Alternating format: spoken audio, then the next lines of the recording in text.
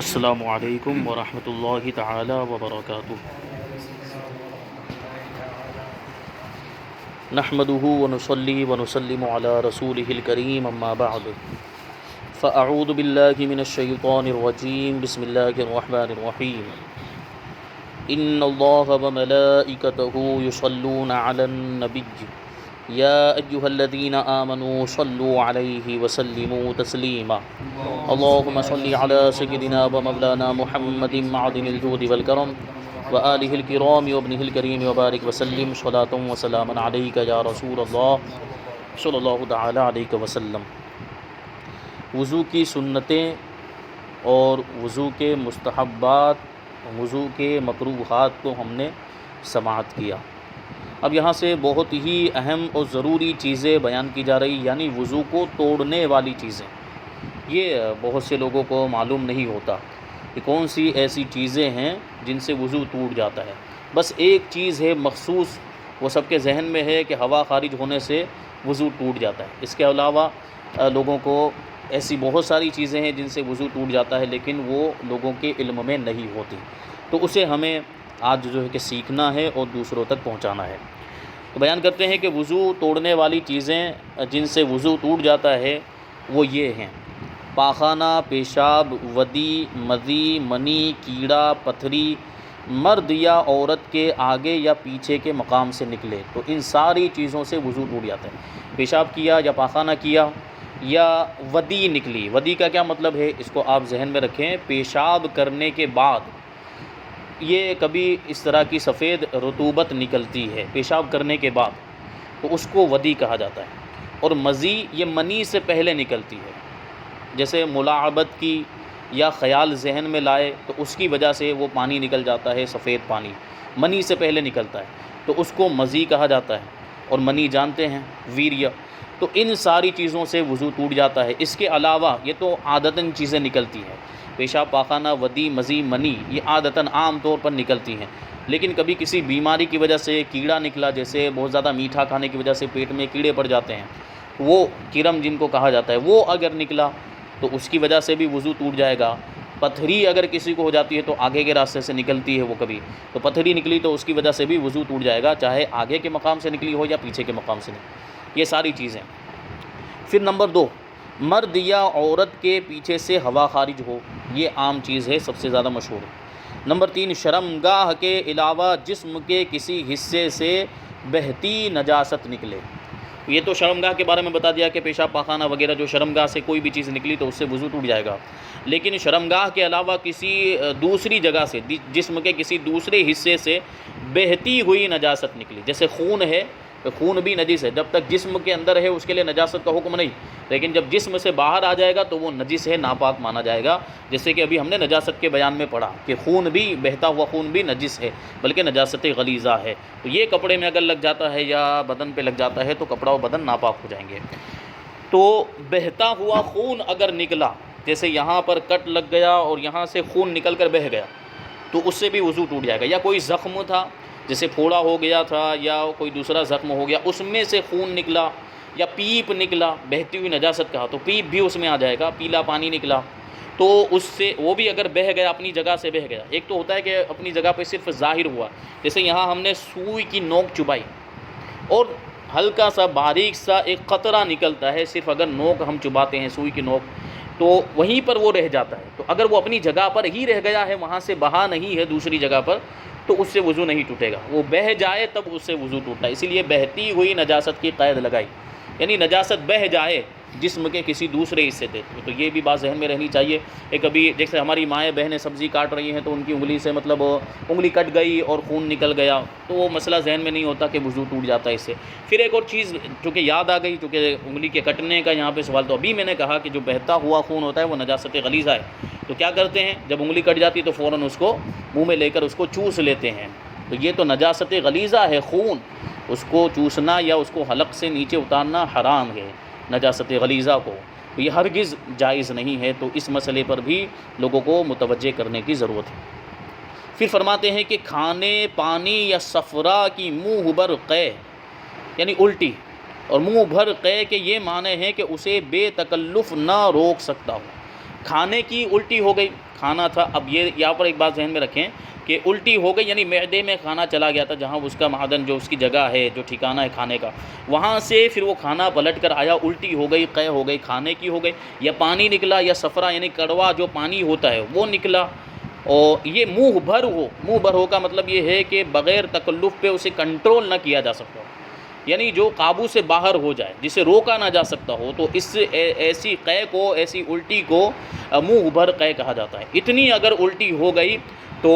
اس سے وضو ٹوٹ جاتا ہے۔ اس کا مطلب یہ ہے کہ جو قے منہ بھر نہیں ہے، یعنی تھوڑی سی مقدار میں ہے کہ جس کو روکنے سے روک سکتے ہیں، کنٹرول کر سکتے ہیں، قابو کر سکتے ہیں، تو اس سے وضو نہیں ٹوٹتا ہے۔ پھر فرماتے ہیں منہ سے خون نکلا، اگر وہ خون تھوک پر غالب ہے تو وضو توڑ دے گا ورنہ نہیں۔ منہ سے خون نکلا یعنی کبھی دانت وغیرہ میں سے خون نکل جاتا ہے، یا مسوڑے میں سے خون نکلا، تو اب وہ تھوک پر غالب آ گیا ہے تو وضو ٹوٹ جائے گا، اور اگر تھوک غالب ہے، خون مغلوب ہے، خون کم ہے، تو وضو نہیں ٹوٹے گا۔ اب سوال یہ ہوتا ہے کہ یہ غالب اور مغلوب کا مطلب کیا؟ ہمیں کیسے پتہ چلے گا کہ خون غالب آ گیا ہے کہ نہیں آیا؟ تو اس کی شناخت کیا ہے، غلبے کی پہچان کیا ہے؟ تو بتاتے ہیں کہ غلبے کی پہچان اور شناخت یہ ہے کہ تھوک کا رنگ اگر سرخ ہو جائے یعنی لال ہو جائے تو خون غالب سمجھا جائے گا، اور اگر تھوک کا رنگ زرد ہے یعنی پیلا ہے تو مغلوب سمجھا جائے گا۔ کیا مطلب ہوا کہ تھوک، جو منہ کا تھوک ہے وہ باہر نکال کر دیکھیں گے، ہاتھ پر نکالا یا کسی اور چیز پر نکالا اور دیکھا تو لال ہو چکا ہے، سرخ ہو گیا، تو اس کا مطلب کیا ہے کہ خون غالب ہے، تو وضو ٹوٹ گیا۔ اور تھوک کر دیکھا تو زرد رنگ تھا یعنی پیلا رنگ تھا، تو اس کا مطلب یہ ہے کہ خون غالب نہیں ہے بلکہ تھوک غالب ہے، تو ایسی صورت میں وضو نہیں ٹوٹے گا۔ یہ بھی بہت ضروری مسائل، جیسے کچھ لوگوں کو دانت میں بیماری ہوتی ہے تو خون نکلتا رہتا ہے کبھی کبھی، تو ان لوگوں کے لیے یہ مسائل بہت ضروری ہیں۔ پھر فرماتے ہیں کہ ایسی غفلت والی نیند جس میں مقعد نہ جمی ہو، ایسی غفلت والی نیند جس میں مقعد یعنی جو بیٹھنے کی جگہ ہوتی ہے، سرین، وہ زمین پر جمی ہوئی نہیں ہے، جیسے کروٹ پر لیٹا ہوا ہے یا اس طریقے سے کسی چیز پر ٹیک لگا کر لیٹا ہوا ہے اور نیند آ گئی، یہ حصہ اوپر اٹھا ہوا ہے، تو اس طرح کے سونے سے بھی وضو ٹوٹ جاتا ہے۔ اب یہ بات دیکھیے، سونے کے بارے میں بہت کم لوگوں کو معلوم ہوتا ہے کہ سونے سے وضو ٹوٹ جاتا ہے، یہ لوگوں کے ذہن میں بھی نہیں کہ سونے سے کہاں وضو ٹوٹتا ہے۔ تو سونے سے بھی ایسی غفلت والی نیند جس میں مقعد زمین پر جمی ہوئی نہ ہو، اس سے بھی وضو ٹوٹ جاتا ہے۔ تو آرام سے چت لیٹ کر سو گئے، اعضاء پورے ڈھیلے ہو گئے، تو اس سے بھی وضو ٹوٹ جائے گا۔ اب کبھی ایسا ہوتا ہے کہ لوگ نماز میں بھی سونے لگتے ہیں، نماز میں رکوع کی حالت میں کوئی سو رہا ہے، تو کوئی قیام کی حالت میں سو رہا ہے، تو کوئی سجدے میں سونے لگ جاتا ہے، تو چونکہ اس میں یہ اس طرح کی غفلت والی نیند نہیں ہوتی، کھڑے کھڑے سو رہے ہیں تو وہ غفلت والی نیند نہیں ہوتی ہے، آدمی تھوڑا سا ایسا حرکت ہوئی تو آنکھ کھل جاتی ہے۔ اسی طرح رکوع کے اندر اگر سویا ہے تو اس سے بھی وضو نہیں ٹوٹے گا، اور سجدہ جو مردوں کا طریقہ ہے جو سجدہ کرنے کا، اس طریقے پر اگر سویا ہے، اس طرح سجدہ کیا اور اس میں سویا ہے تو اس سے بھی وضو نہیں ٹوٹے گا۔ لیکن جو عورتوں کا طریقہ ہے سجدے کا، اس طریقے سے سجدہ کیا اور اس میں سو گیا تو یہ غفلت والی نیند ہوتی ہے، کیونکہ اس میں بالکل اعضاء ڈھیلے ہو جائیں گے، وہ سجدہ چونکہ بالکل سکڑ کر کیا جاتا ہے، تو ایسی صورت میں اگر اس سجدے میں ایسی کیفیت میں اگر کوئی سویا ہے تو اس سے وضو ٹوٹ جائے گا۔ پھر فرماتے بے ہوشی، آدمی بے ہوش ہو گیا، وضو کیا تھا پہلے پھر بے ہوش ہو گیا تو اس سے وضو ٹوٹ گیا، یعنی اگر بعد میں ہوش میں آئے گا تو اسے نیا وضو کرنا پڑے گا۔ جنون، کسی کو پاگل پن کی بیماری ہے، دورے پڑتے ہیں، تو اس نے پاگل پن کا دورہ نہیں پڑا تھا، اس سے پہلے وضو کیا تھا، پھر پاگل پن کا دورہ پڑا، پھر اچھا ہو گیا، افاقہ ہو گیا، ہوش میں آ گیا، تو اب اسے دوبارہ وضو کرنا پڑے گا۔ کیوں؟ ان ساری چیزوں کا مطلب کیا ہے کہ آدمی ہوش میں ہی نہیں رہتا، جنون کے اندر بھی عقل زائل ہو جاتی، جنون کا مطلب ہی ہوتا ہے کہ عقل ختم ہو جائے، اس میں آدمی کو دھیان میں نہیں رہتا ہے کہ کیا مطلب کوئی چیز خارج ہو گئی جس سے وضو ٹوٹ جاتا ہے، تو اسی وجہ سے اسی کو کوئی چیزیں کسی چیز کا سبب اور ذریعہ بنتی ہیں۔ تو یہاں حقیقت میں تو کوئی ناقض وضو بظاہر نہیں ہے، کوئی وضو کو توڑنے والی چیز بظاہر نہیں ہے، لیکن بے ہوشی کو اور جنون ہی کو اس کے قائم مقام بنا لیا، کیونکہ اس میں غالب گمان یہی ہے کہ وضو ٹوٹ گیا ہوگا، اس کو خبر بھی نہیں رہی ہوگی، اس کو ہوش بھی نہیں رہا، کیونکہ بے ہوشی کا معاملہ ہی ایسا ہوتا ہے، اور جنون کا معاملہ اسی طریقے سے نشے کا معاملہ ہے، آگے اسی کو فرما رہے ہیں کہ نشے کی حالت میں اگر کوئی ہے تو اس میں بھی یہی معاملات ہوتے ہیں کہ آدمی کو اپنی خبر نہیں رہتی، بے بھان ہو جاتا ہے، تو ایسی صورت میں نشے میں بھی وضو ٹوٹ جائے گا۔ بالغ کا رکوع و سجود والی نماز میں جاگنے کی حالت میں قہقہا لگانا، یہ بہت اہم ہے۔ اب آپ دیکھیے بہت ہی ضروری مسئلہ ہے کہ بالغ کا، سب سے پہلے تو بالغ کی قید لگائی، جو بالغ ہے اور رکوع و سجود والی نماز میں، نماز پڑھتے ہوئے نماز کی حالت میں اور جاگنے کی حالت میں سو نہیں رہا ہے. کبھی ایسا ہوتا ہے کہ سو گیا، نیند میں خواب دیکھ لیا اور کوئی ایسا ہنسنے والا خواب دیکھا اور اس نے زور سے ہنس دیا، خواب کے اندر ہی ہنسا، تو اس کا الگ حکم ہے. یہاں بات چل رہی ہے بیداری کی حالت میں، جاگنے کی حالت میں اس نے زور سے ہنس دیا، آواز کے ساتھ ہنس دیا، تو اس ہنسنے کی وجہ سے بھی وضو ٹوٹ جائے گا. کہا لگانے کا مطلب یہ ہے کہ آواز سے ہنسنا نماز کے اندر، نماز کے باہر نہیں. نماز کے باہر اگر زور سے جتنی بھی بلند آواز سے ہنسے کوئی حرج نہیں ہے، اس سے وضو نہیں. ہاں اگر اتنی بلند آواز سے ہنسا کہ پھر معاملہ دوسرا ہو گیا، وہ دوسرا کوئی ناقص وضو پا لیا گیا، تو پھر وہ اس سے وضو ٹوٹے گا، کہے سے نہیں ٹوٹے گا. جی جی جی. تو کہے کی بات چل رہی ہے، یعنی ہنسا یعنی بلند آواز سے ہنسا، بلند آواز سے ہنسا. اب اتنی بلند آواز سے ہنسا کہ آس پاس والے جو لوگ ہیں ان تک اس کی آواز پہنچ گئی، ہنسنے کی آواز. جیسے تصور میں کہیں چلا گیا، اسے کوئی لطیفہ یاد آ گیا، کوئی جوکس یاد آ گیا اور اس میں اس نے بلند آواز سے ہنس دیا، یا کوئی نظارہ اس نے نماز کے دوران دیکھ لیا ایسا جو ہنسی والا تھا اور اس میں اس کو ہنسی آ گئی اور بلند آواز سے اس نے ہنس دیا، آواز سے ہنس دیا کہ آس پاس والوں نے سنا، تو اس سے وضو ٹوٹ جائے گا. وضو ٹوٹ گیا تو پھر نماز بھی ٹوٹ جائے گی. اب یہ دیکھیے، یہ بات سمجھ میں، مطلب عقل اس کے خلاف کا تقاضا کرتی ہے کہ کیسے ہو سکتا ہے، مطلب ہنسنے سے وضو ٹوٹ گیا، یہ کیسے ہو سکتا ہے؟ یہ خلاف قیاس ہے. یہ صرف اس وجہ سے ناقص وضو ہے کہ حدیث میں آ گیا بس، اور قرآن اور حدیث ہمارے لیے دلیل ہے. جو چیز قرآن میں آ گئی، جو چیز حدیث میں آ گئی، تو پھر ہم سر تسلیم خم کر دیتے ہیں، پھر عقل کے گھوڑے ہم دوڑاتے نہیں ہیں. تو حدیث شریف کے اندر آ گیا یہ ہے کہ واقعہ، ایک صحابی رسول نابینا تھے، تو صحابہ کرام نماز پڑھے تھے، اللہ کے رسول صلی اللہ علیہ وسلم نماز پڑھا رہے تھے. وہ نابینا صحابی آئے تو چونکہ ان کو برابر دکھتا نہیں تھا تو ان کا پاؤں ایک گڈھے کے اندر گیا اور اس کی وجہ سے وہ گر گئے. تو یہ چیز صحابہ کرام جو نماز پڑھ رہے تھے انہوں نے دیکھا تو ان کو ہنسی آ گئی اور زور سے ہنسی آئی. تو نبی کریم صلی اللہ علیہ وسلم نے نماز سے فارغ ہونے کے بعد ارشاد فرمایا کہ جو نماز کے اندر ہنسے وہ اس کا وضو ٹوٹ جاتا ہے، کہا کے ساتھ، یعنی زور سے بلند آواز. تو چونکہ حدیث میں آ گیا تو یہ ہے ناقض وضو. ہاں اگر اتنی آواز سے ہنسا ہے کہ مطلب اگر اس طریقے سے ہنسا ہے کہ بالکل آواز نہیں نکلی، اس کو مسکرانا کہتے ہیں، صرف دانت ظاہر ہوئے، آواز بالکل بھی نہیں نکلی ہے، تو ایسی صورت میں وضو نہیں ٹوٹے گا. جس کو مسکرانا، یہ تو اللہ کے رسول صلی اللہ علیہ وسلم سے بھی ثابت ہے. جیسے نبی پاک صلی اللہ علیہ وسلم جب قرآن پاک کی تلاوت کرتے تھے نماز کے اندر اور جنت کا ذکر آتا تھا تو حضور کے چہرے پر مسکراہٹ ظاہر ہوتی تھی، یعنی اس کے خوشی کے آثار ظاہر ہوتے تھے. اور جب جہنم کا ذکر آتا تو غم کے آثار ظاہر ہو جاتے تھے. تو مسکرانا تو نبی پاک صلی اللہ علیہ وسلم سے ثابت ہے. آگے فرماتے ہیں کہ مباشرت فاحشہ یعنی عضو تناسل کا مرد یا عورت کی شرمگاہ کے ساتھ انتشار کی حالت میں بلا حائل مس کرنا. مباشرت کا مطلب یہ ہوتا ہے جلد سے جلد کا مل جانا، چمڑی سے چمڑی کا مل جانا، اور یہاں چمڑی سے مراد شرمگاہ ہے، یعنی ایک شرمگاہ سے دوسری شرمگاہ مل جائے، چاہے مرد کی شرمگاہ عورت کی شرمگاہ سے مل جائے یا مرد کی شرمگاہ مرد کی شرمگاہ سے مل جائے، تو اس سے بھی وضو ٹوٹ جاتا ہے. ٹھیک ہے، مرد یا عورت کی شرمگاہ کے ساتھ انتشار کی حالت میں عضو تناسل کا بغیر حائل کے، یعنی درمیان میں کوئی رکاوٹ بھی نہ ہو، کپڑا وغیرہ نہ ہو، بغیر کسی کپڑے وغیرہ کے ڈائریکٹ یہ مس ہو جائے تو اس سے بھی وضو ٹوٹ جاتا ہے. پھر فرماتے ہیں بہتے خون کی قے وضو کو توڑ دیتی ہے. اوپر جو بیان کیا کہ کھانے کی قے ہو یا پانی کی قے ہو جائے یا کڑوے پانی کی قے ہو جائے تو اس سے وضو ٹوٹ جاتا ہے. اسی طریقے سے بہتا ہوا خون، کبھی کبھی ایسا بیماری کی وجہ سے خون کی قے ہو جاتی ہے، خون کی الٹی ہوتی ہے، تو اس سے بھی وضو ٹوٹ جاتا ہے جب تھوک سے مغلوب نہ ہو. یعنی وہی مطلب ہے کہ خون زیادہ ہے اور اس کی وجہ سے تھوک بھی لال ہو گیا ہے اور جمع ہوا خون ہے تو وضو نہیں جائے گا جب تک منہ بھر نہ ہو. جمع ہوا خون کبھی جمع ہوا خون کی قے ہوتی ہے تو ایسی صورت میں وضو نہیں ٹوٹے گا، لیکن جب منہ بھر ہو یعنی بہت زیادہ مقدار میں ہو تو اس سے وضو ٹوٹ جائے گا. اب آگے اور ایک بہت ضروری مسئلہ بتا رہے ہیں کہ جو لوگوں کے درمیان مشہور ہے. فرماتے ہیں کہ سطر کھلنے یا دوسرے کا سطر دیکھنے سے وضو ٹوٹ جاتا ہے یا نہیں. یہ مشہور ہے کہ اگر کسی کا سطر کھل گیا، شرمگاہ کھل گئی، یا جو جگہ چھپانے کی ہے جس کو چھپانا ضروری ہے وہ کھل گئی، یا کسی اور کے سطر کو دیکھ لیا، چھپانے کی جگہ کو دیکھ لیا، تو کیا اس سے وضو ٹوٹ جاتا ہے؟ یہ لوگوں میں مشہور ہے. تو فرماتے ہیں کہ عوام میں جو مشہور ہے کہ گھٹنا یا اور سطر کھلنے یا اپنا یا پرایا سطر دیکھنے سے وضو جاتا رہتا ہے، یہ محض بے اصل بات ہے.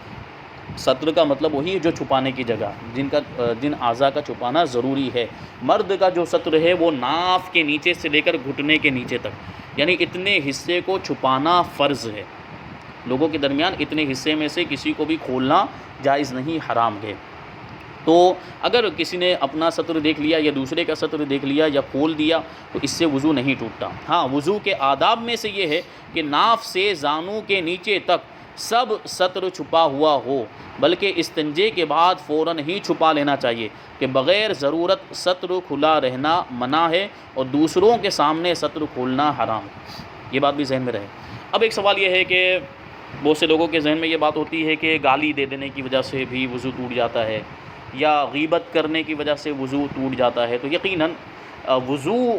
کی حالت میں کوئی شخص باوضو ہو اور گناہ کا کام کرے، حرام کام کرے، تو اس سے وضو مکروہ ضرور ہوتا ہے لیکن وضو ٹوٹتا نہیں ہے۔ غیبت کر لی تو بہتر یہ ہے کہ دوبارہ وضو کر لے، گالی دے دی تو بہتر یہ ہے کہ کلی کر لے، کیونکہ گالی کا تعلق زبان سے ہوتا ہے تو کلی کر لے، یہ بہتر ہے، لیکن اس سے وضو ٹوٹتا نہیں ہے۔ اور ہمارے یہاں عورتوں میں ایک چیز اور مشہور ہے،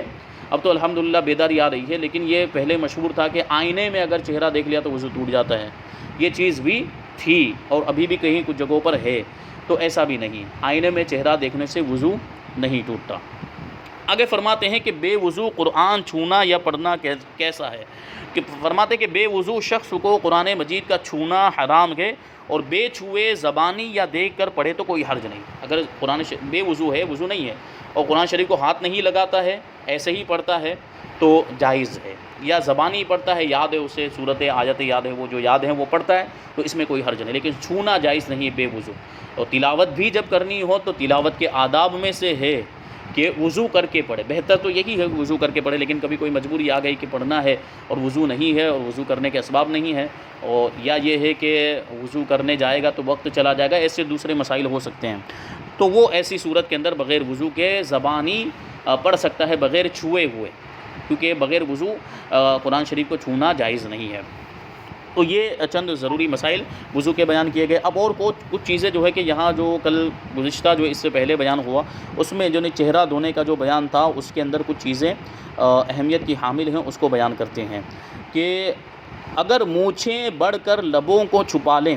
تو اگرچہ گھنی ہو مونچھیں ہٹا کر لب کا دھونا ضروری ہے۔ داڑھی کے بارے میں بیان کیا گیا کہ داڑھی اگر گھنی ہو تو کیا تھا کہ جو چہرے کے دائرے میں جو بال آتے ہیں ان کو اوپر سے ظاہری حصے کو دھو لینا کافی ہے، جلد تک پانی پہنچانا یعنی چمڑی تک پانی پہنچانا ضروری نہیں ہے، لیکن مونچھوں کا یہ حکم نہیں ہے۔ وہ مونچھیں جو اپنی جگہ پر ہیں ان کا الگ حکم ہے، لیکن جو مونچھیں بڑی ہو کر ہونٹوں پر آ گئی، ہونٹوں کو چھپا لیا، کبھی ایسا ہوتا ہے اتنی بڑی مونچھیں رکھنی بھی نہیں چاہیے، مکروہ ہے، لیکن اگر ایسا ہے تو پھر وہ جو ہونٹوں پر بال آ گئے ہیں اس کو اٹھا کر جو ہونٹ والا حصہ ہے اس کے اوپر پانی پہنچانا یہ ضروری ہوگا۔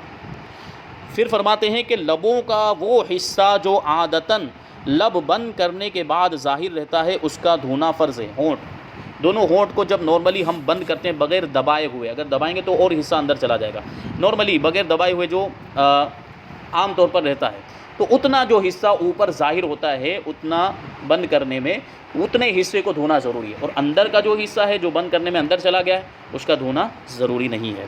تو فرماتے ہیں کہ اگر کوئی خوب زور سے لب بند کر لے، ہونٹ بند کر لے کہ اس میں کا کچھ حصہ چھپ گیا تو اس پر پانی نہ پہنچا، نہ کلی کی کہ دھل جاتا تو وضو نہ ہوا۔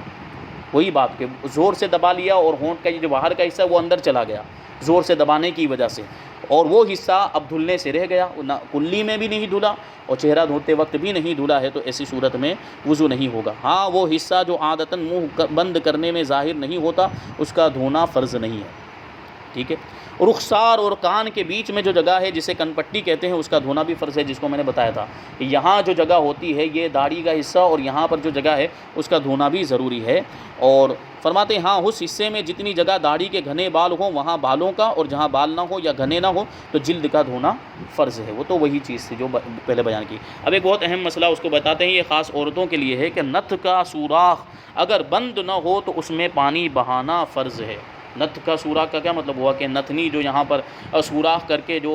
کیا کانٹا پہنتے کیا کہتے ہیں اس کو، تو وہ کانٹا پہنا نہیں ہے اور وہ سوراخ کھلا ہوا ہے تو اس کے اندر پانی پہنچانا بھی ضروری ہے۔ تو پانی ڈالنے میں نتھ کو حرکت دے ورنہ ضروری نہیں. یعنی فرماتے ہیں کہ پانی بہانا اگر تنگ ہو تو پانی ڈالنے میں نت کو حرکت دے، ورنہ ضروری نہیں.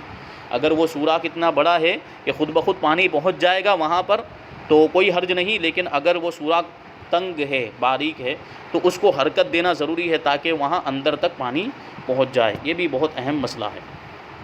اس کے بعد فرماتے ہیں کہ آنکھوں کے ڈھیلے اور پپوٹوں کی اندرونی سطح کا دھونا کچھ ضروری نہیں، بلکہ نہ چاہیے کہ نقصان دہ ہے. یعنی جو آنکھ کا اندر کا جو یہ پتلی ہوتی ہے، اندر کا جو حصہ ہے، اس کو دھونا ضروری نہیں ہے. فرماتے ہیں کہ منہ دھوتے وقت آنکھیں زور سے میچ لی کہ پلک کے متصل ایک خفیف سی تحریر بن گئی. آنکھوں کو زور سے بند کرتے ہیں تو یہاں پہ یہ لکیر بن جاتی ہے، یعنی یہ حصہ جو سکڑ جاتا ہے اور ایک اندر گھائی کی مثل کوئی یہ جگہ بن جاتی ہے، اور اس کو زور سے بند کرو پھر پانی بہاؤ تو وہ جو حصہ ہے جو زور سے بند کیا ہے وہاں پانی نہیں پہنچے گا. اسی کے بارے میں بتاتے ہیں. ایک خفیف سی تحریر بن جاتی ہے، اس پر پانی نہ بہا اور وہ عادتاً بند کرنے سے ظاہر رہتی ہو تو وضو ہو جائے گا، مگر ایسا کرنا نہیں چاہیے. اور اگر کچھ زیادہ دھلنے سے رہ گیا تو وضو نہ ہوگا. اگر بہت زیادہ وہ گہرائی میں اگر ہلکی سی خفیف سی وہ تحریر بنتی ہے تو کوئی حرج نہیں ہے، لیکن بہت زیادہ حصہ اگر اندر وہ چھپ گیا ہے تو اس سے وضو نہیں ہوگا جبکہ وہاں پر پانی نہیں پہنچا ہو. اب ایک اور بہت اہم مسئلہ ہے، اس کو بیان کرتے ہیں. یہ جن چیزوں کی عام طور پر لوگوں کو ضرورت پڑتی رہتی ہے، جس چیز کی آدمی کو عموماً یا خصوصاً ضرورت پڑتی رہتی ہے اور اس کی نگہداشت اور احتیاط میں حرج ہو. ٹھیک ہے، ناخنوں کے اندر یا اوپر یا اور کسی دھونے کی جگہ پر اس کے لگے رہ جانے سے اگرچہ جرم دار ہو، اگرچہ اس کے نیچے پانی نہ پہنچے، اگرچہ سخت چیز ہو، وضو ہو جائے گا. مطلب جو لوگ جس چیز میں عام طور پر مبتلا رہتے ہیں، جیسے پکانے گوندنے والوں کے لیے آٹا. ہماری جو مائیں بہنیں ہوتی ہیں گھر میں آٹا گوندتی رہتی ہیں، تو چونکہ ان کا کام ہے وہ ان کو یہ کرنا ہی پڑتا ہے، تو بسا اوقات ناخنوں کے اندر، ناخن کے اوپر یا دوسری جگہ پر آٹے کا کچھ نہ کچھ حصہ لگا ہوا رہ جاتا ہے. تو اگر آسانی کے ساتھ اس کو چھڑایا جا سکتا ہے جب تو چھڑانا ضروری ہوگا، لیکن حرج ہے اگر اس کو چھڑانے میں اور وہ رہ گیا اور وضو کیا ہے تو وضو ہو جائے گا. ٹھیک ہے. رنگ ریز کے لیے رنگ کا جرم، رنگ ریز یعنی جو پینٹر ہوتے ہیں، کلر کا کام کرتے ہیں، تو ان کے بھی یہ معاملات ہوتے ہیں کہ کلر ان کے ہاتھ میں لگا رہ جاتا ہے اور وہ جرم والا بھی ہوتا ہے کبھی کبھی. تو جو آسانی کے ساتھ جو نکال سکتا ہے وہ تو نکالے گا، لیکن جو دشواری ہے جس کو نکالنے میں بہت زیادہ حرج ہے تو وہ معاف ہے. عورتوں کے لیے مہندی کا جرم، عورتیں عام طور پر چونکہ مہندی لگاتی ہیں زینت کے لیے، تو وہ لگی رہ گئی ہے تو اس سے بھی وضو ہو جائے گا. لکھنے والوں کے لیے روشنائی کا جرم، جو قلم وغیرہ سے جو پرانے زمانے میں تو وہ ڈبا کے لکھنے والی جو قلم ہوا کرتے تھے اور دوات ہوتے، تو اس کی وجہ سے وہ روشنائی لگ جاتی تھی، تو وہ روشنائی معاف، کیونکہ ان کو اگر یہ اس چیز کا حکم دیا جائے کہ ہر مرتبہ دھونا پڑے گا تو ان کے لیے تکلیف کی بات ہو جائے گی، دشواری کی بات ہو جائے گی. مزدور کے لیے گارا مٹی، عام لوگوں کے لیے کوے یا پلک میں سرمے کا جرم. ٹھیک ہے، جو سرما آنکھ میں لگایا تو یہاں کونے میں آ کے کبھی کبھی جمع ہو جاتا ہے تو وہ بھی معاف ہے. اسی طرح بدن کا میل جو بدن میں جمع ہو جاتا ہے، مٹی، غبار، مکھی، مچھر کی بیٹ وغیرہ، یہ ساری چیزیں معاف ہیں، یعنی یہ رہ گئی ہوں اور وضو کر لیا تو وضو ہو جائے گا. یہ چند ضروری مسائل تھے. اللہ تبارک و تعالی ہم سب کو عمل کرنے کی توفیق عطا فرمائے. وما علینا الا البلاغ. السلام علیکم.